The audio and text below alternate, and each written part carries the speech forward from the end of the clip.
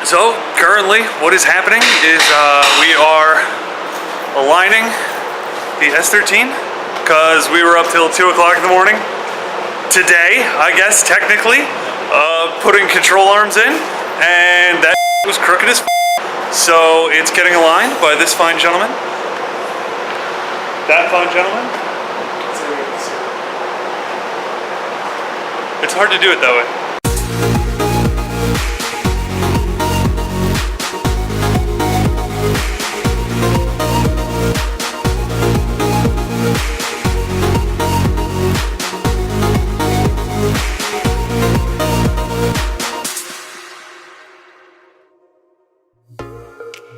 Lining it up because it's crooked, and I'm going to show you what happens when you have solid motor mounts on your car. When you have solid motor mounts, all of this stuff, and this stuff, and this stuff all falls out. Promise me that we're gonna clean this up one day, please. One day. Soon. Soon. Not next week. There are more important things. Drifting has to happen.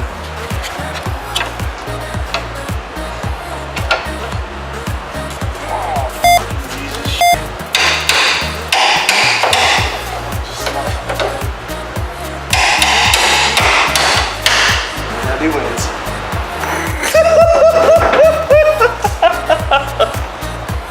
That's your new lower third.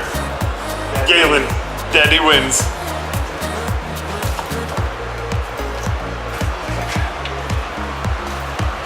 Well, we're doing the front end alignment, adjusting caster. But these are in and they all work. We put in this fancy new sway bar. This is a sway bar out of a JDM 180SX, which is 19 millimeters, instead of this stupid yellow noodle, which is 11 millimeters, which doesn't do anything. This does stuff, and it makes it more good. More better. Mo better. More better.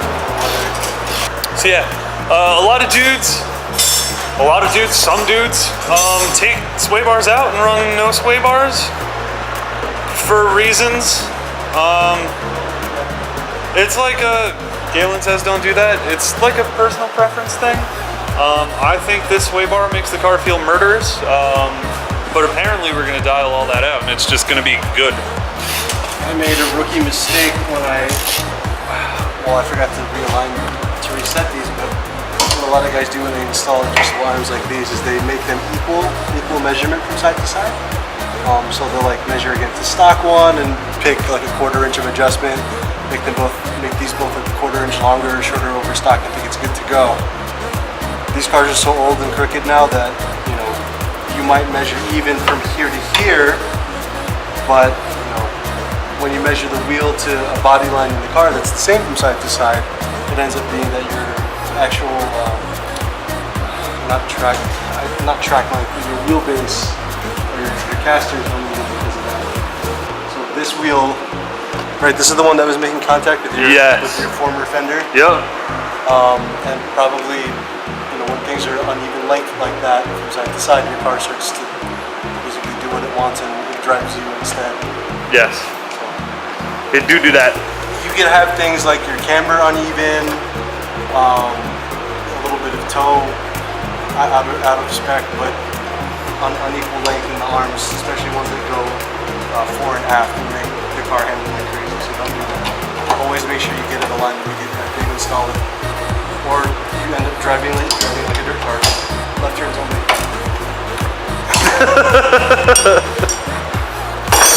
Junior Nation spec. Junior. Is he retiring?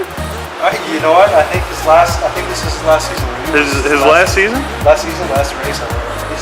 Junior Nation is over? That's right, NASCAR. He sucked. He rode his daddy's fame. Okay.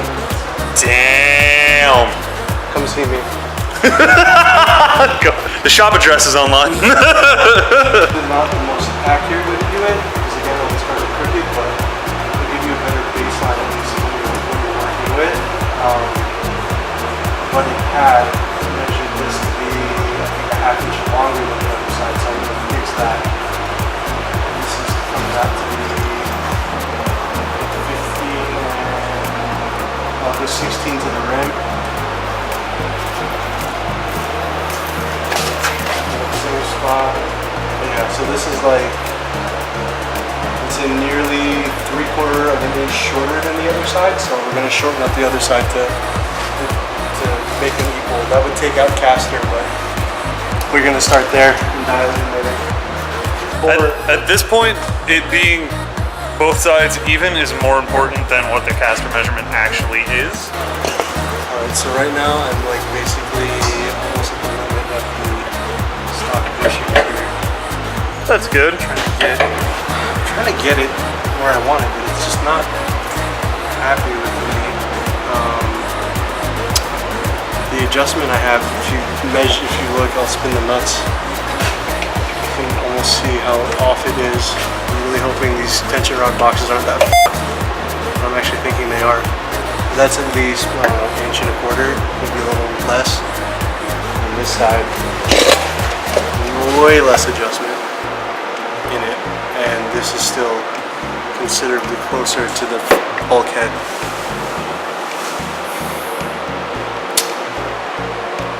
See? It's doing the thing.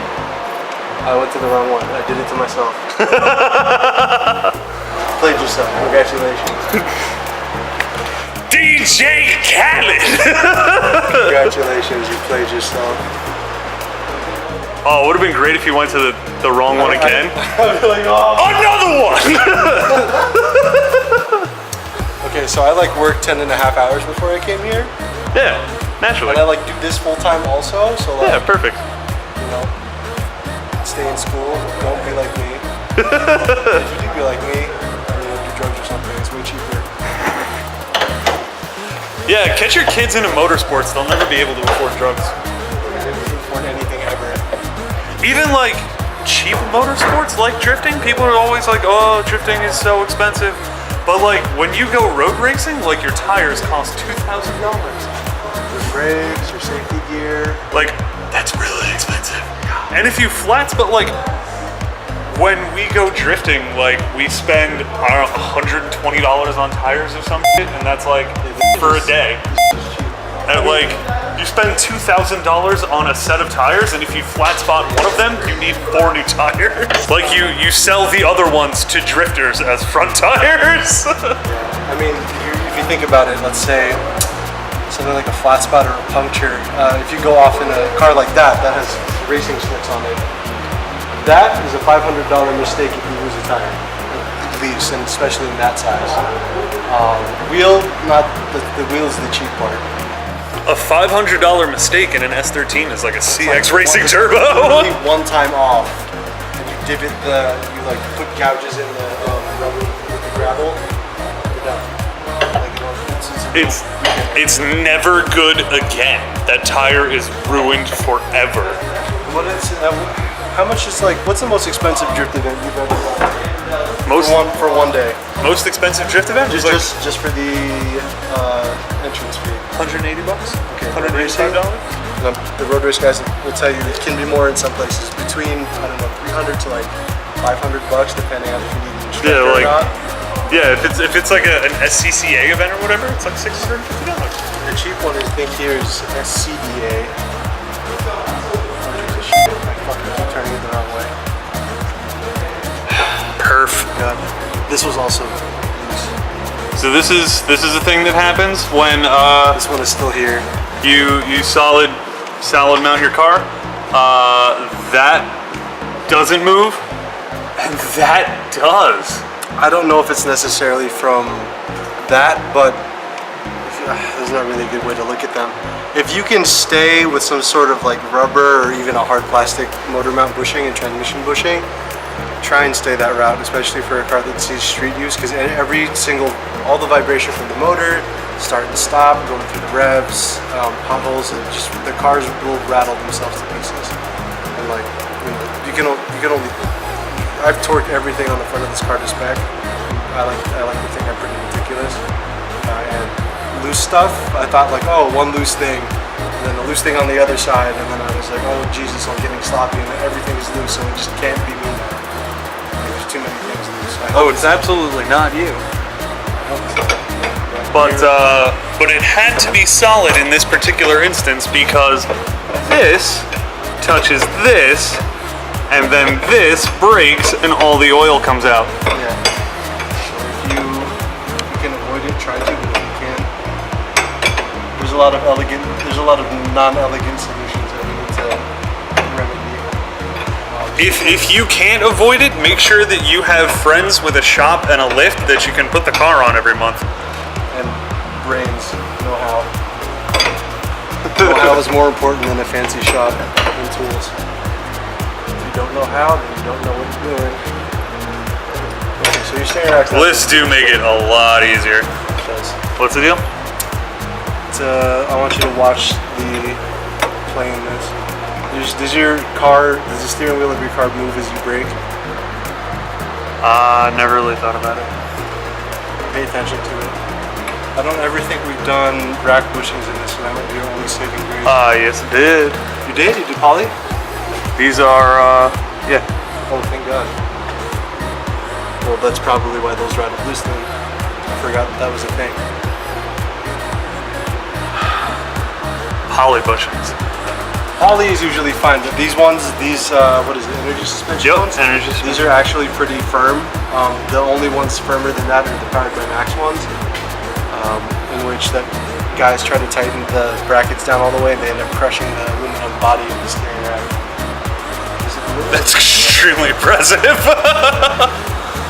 Because there's supposed to be a little bit of a gap with the washer, I guess, because they don't want it to crush it. The guys are like, this doesn't fit like this, and then they do the full retard thing. Impact gun, bro. Yeah, like 10 oga-dogas and then crack. And you're like, oh no, which is like 90% of cars anyways. Lots of cursing. Tighten it down to 10 oga-dogas. Everything, the torque to spec on an S13 is 2 dual dakadakas. Just everything, make everything 2 dakadakas. Or until it breaks. Either way, pick something up.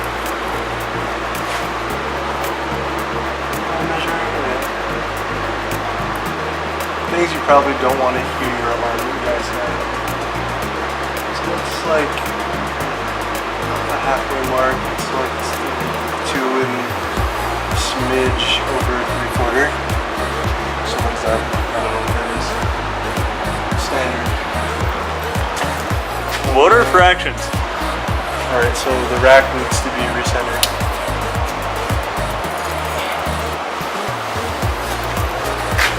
That's too much.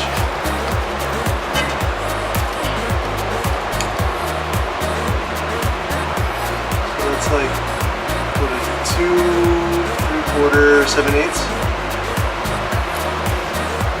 So when you're recentering the steering rack on an S13, there's actually a little like recession here into the rack body. Don't measure from out here, because what a lot of guys do is they take out, there's some stop washers or like rubber bump stops that sit in here to keep it flush, so to speak. A lot of guys take that out because you'll pick up another 10 mil of travel in the rack, but you have to recenter it, so it'll be offset looking from end to end, but the amount of travel is equal from side to side, because otherwise you'll have more steering angle going left, right? Yeah. And then we'll have less steering angle going right. So that's what we're doing now. Oh Jesus. It needs to be 3 inches. That appears to be 3 inches to my eye. Better perspective on it than I do. Okay, so this is a very important tip. Right now we're gonna lower Wait. What? Is this adjust the tip, tech tip? This is just the tip, tech tip.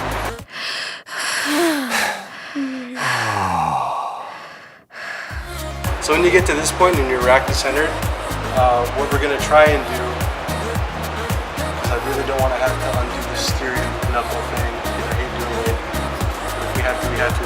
I'm gonna have him lock the steering column, or at least recenter the steering wheel without turning it. So be precise and delicate. Treat it like a little flower. Where's the hub puller. You needed the hub puller for this? Oh Jesus, it's probably in the whatchamacallit, in the magic box of tools. Okay, got it. Jesus, thank the Lord. Would you consider this aligned? No.